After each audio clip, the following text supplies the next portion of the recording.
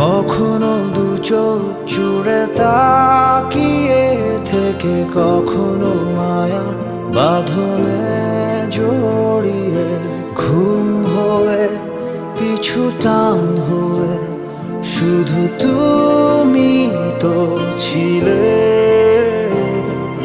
পথের প্রান্তে গাওয়া গানগুলো আর পুরনো খাতায় লেখা লাইনগুলো নীল হয়ে অমলিন হয়ে শুধু তোমাকে খোঁজে।